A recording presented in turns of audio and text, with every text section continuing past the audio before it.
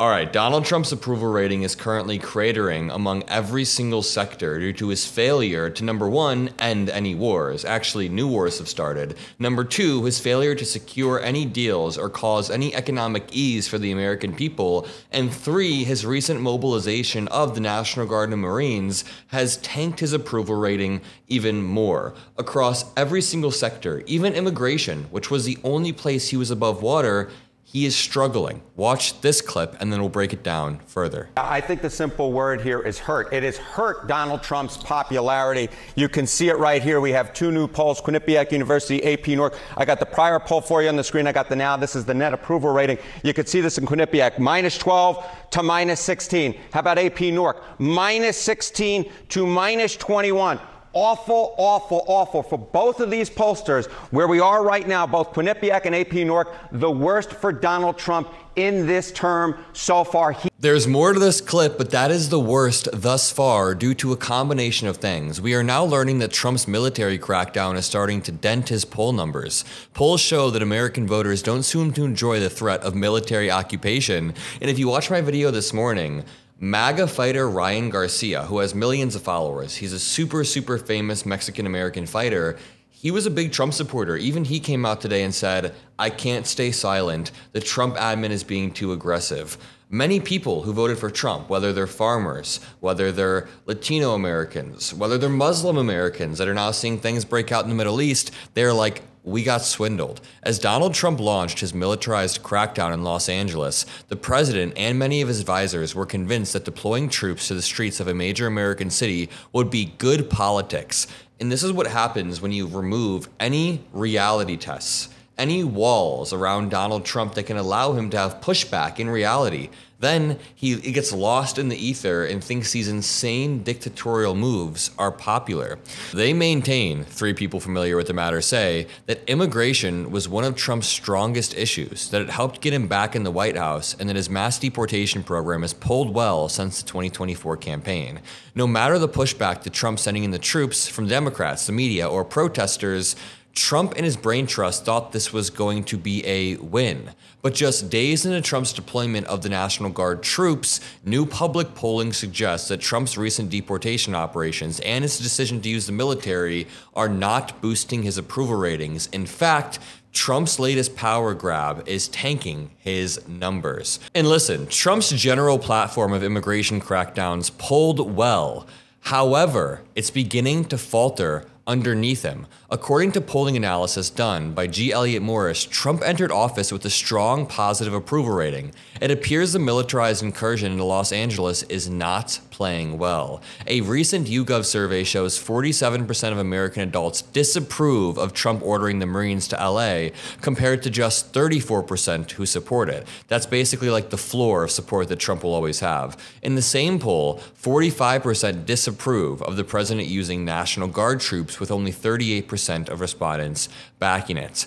Now, this aligns with Wednesday's Quinnipiac poll that found 54% of respondents disapproving of Trump's handling of immigration, and that 56% disapprove of his handling of deportations. That means the majority disapprove. Make sure you drop a like, drop some blue hearts, because this is partly because of what we've done. We have relentlessly been covering everything, and I'd like to think, the millions of views that we've pulled in together have made a difference, and we will continue to push forward. I mean, on top of that, Republican enthusiasm for Musk has been cooling as well. Tech billionaire Elon Musk has lost a lot of support with Republicans since his messy falling out.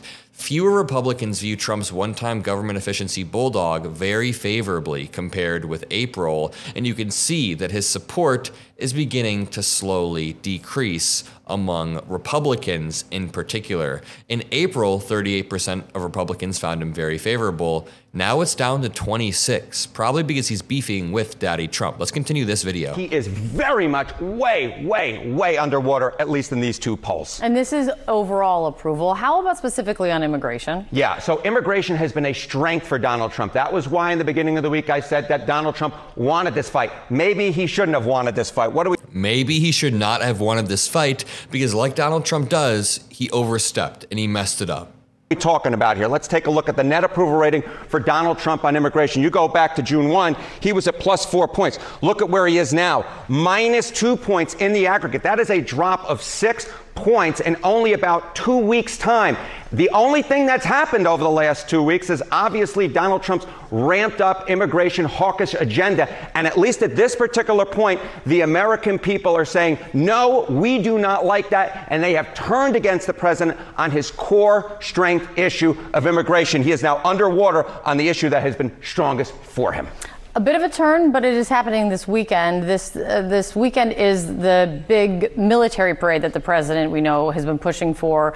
Let me also say, while this military parade is happening tomorrow, Saturday, June 14th, there will also be no King's protests. I would very quickly like to promote the fact that I'm doing a live stream at the protest tomorrow. Please don't miss it. Comment below if you're going to make it. I just want to see who's excited. If you want to help support my crew and my travel, you can become a member below as well. If you can't, don't worry about it, but we don't have any outside investors, so it helps greatly. Check this out.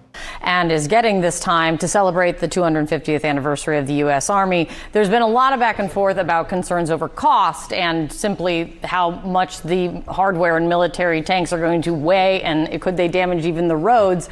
But still, it's moving ahead. But how are people feeling about it? Yeah, you know, if immigration has not helped Donald Trump, maybe he wants to change the subject to this military parade. But take a look here. Ooh, the military parade is even more unpopular. Most people think it's not a good use of funds. Government funds for the military parade, a good use of funds? Only 38% say yes, it is a good use of funds. How about not a good use? 60% say not a good use of funds. And get this, in the center of the electorate among independents, just 24% of independents say it is a good use of funds. This has simply been one of the worst polling weeks for Donald Trump that we've seen. You really only saw worse numbers around his 100th day. But at this particular point, Donald Trump is much more towards the trough of his popularity than the crest of it. He is losing popularity. Let's double down and continue pushing. What about this? Majorities in key U.S. allies have no confidence in Trump's global leadership, meaning more than half the people in a lot of our closest countries don't even trust us. More than half of the population in key U.S. allies, including France, the United Kingdom, Germany, South Korea, and Japan, have no confidence in President Trump's leadership in world affairs, according to a new global survey by the Pew Research Center. People in 15 of 24 countries downgraded their ratings of the U.S., according to the survey of more than 28,000 people. In addition, majorities in almost every country surveyed described Trump as, quote, arrogant and dangerous. Yeah, these are the direct results of Donald Trump taking office and then immediately launching unilateral attacks against every single country, not only through trade, but also just through words, demeaning people, yelling at Zelensky, saying our European allies need to pick it up, saying that Canada should be our 51st state, demeaning our allies. So I'm not surprised that not the vast majority, but the majority of people in our allied countries don't support the United States. Really quickly, the federal government just crossed a dangerous line in multiple ways, not only with mobilizing the National Guard, not only mobilizing the Marines, but they are now investigating over 200 nonprofit groups, including food banks, churches, immigrant aid organizations, and not because of any evidence of wrongdoing, but because they disagree with their mission. That's it. These are groups that feed the hungry, shelter the vulnerable, and support our veterans. Now they're being dragged into political show trials with no proof, just partisan targeting. Senator Padilla, for example, was handcuffed at a press conference just for pushing back. That is not oversight, that is overreach. And if they can do this to a U.S. senator, if they can do this to U.S. Conference of Catholic Bishops or Catholic orgs, they can do it to anyone. No matter who's in power, whether it's Trump or the next Democratic admin, we can't allow the government to be weaponized against civil society. If we normalize this now, if we don't call this out now, it won't stop at nonprofits. It'll then hit schools, churches, even you. So speak up before silence becomes the only legal option. But to continue here, in fact, most recent polls show the president's approval rating dropping. It's about 43%. Not only that, but we are losing respect from our allies. In everything Trump promised, we have seen the inverse. I just want to back up for 1 second. He said there would be no new wars. Well, we are seeing a massive war potentially sparking in the Middle East. We are seeing Russia gaining ground in Ukraine. He said he would end that on day one. He didn't do that. Almost every single thing he promised, he's done the inverse of, except for the mass deportations. And you know what the funny thing is there? Nobody believed him when he said he was going to do the mass deportations like this. Like the Latino and Latina groups are saying, we didn't know this was going to happen. But then when Trump also said he was going to lower prices or do these great things, everyone believed him. So they believed the good things and they thought the bad things were just bluster. Now people are figuring out Trump is only doing the bad things. The good things are not even there. That's why Elon Musk is increasingly unpopular. Though most Republicans continue to hold a positive view of Musk, for example, their diminished fervor suggests his vocal opposition to Trump's signature spending and tax cuts legislation may have cost him some enthusiasm, therefore power.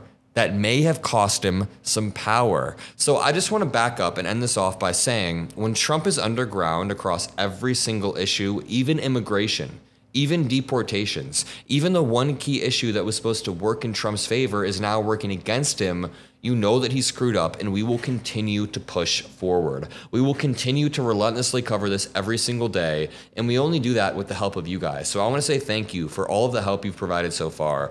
Please make sure you're there at the stream tomorrow. It's completely free. If you're able to help support, become a member below. Love you all, and peace out.